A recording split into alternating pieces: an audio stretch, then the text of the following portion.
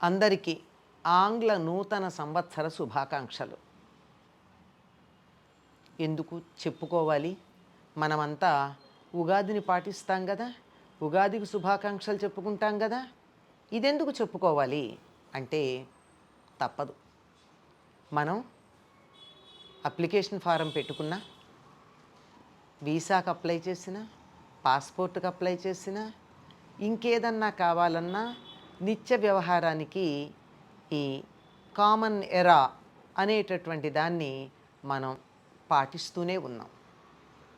ఇది ఎలా వచ్చింది, ఇది శాస్త్రీయమైనదా కాదా అన్న విషయం పక్కకు పెడితే, పాటిస్తున్నాం గనక తప్పనిసరిగా నూతన సంవత్సర శుభాకాంక్షలు చెప్పుకోవలసినటువంటి అవసరం ఉంది.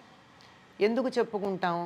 అది భారతీయమైనటువంటి సంవత్సరాదైనా, ప్రపంచమంతా పాటిస్తూ ఉండేటటువంటి సంవత్సరాదైనా ఎందుకు పాటిస్తాము అంటే, ఇప్పటి వరకు మనం చేసినటువంటి పనులను ఒక్కసారి పరిశీలించుకుని, పర్యవేక్షణ చేసుకుని, ఎక్కడెక్కడ విజయాలు సాధించామో దాన్ని కొనసాగిస్తూ, ఎక్కడెక్కడ అపజయాల పాలయ్యామో, ఎక్కడ మనం అనుకున్నది సాధించలేకపోయామో వాటన్నింటినీ ఒక్కసారి బేరీజు వేసుకుని కొత్త ప్రణాళికలతో ముందుకు వెళ్ళడానికి ఇది ఒక తగినటువంటి సమయం.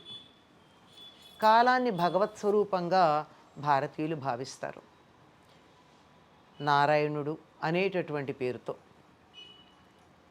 అటువంటి భగవత్ స్వరూపుడైనటువంటి నారాయణుడి యొక్క విలాసం ఒక్కొక్క ఋతువులో ఒక్కొక్కటిగా ఉంటుంది.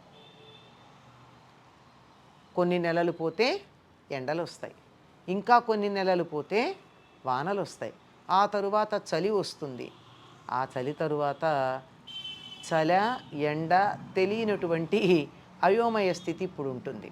ప్రపంచం యావత్తు చాలా చల్లగా ఉండేటటువంటి కాలం ఇది.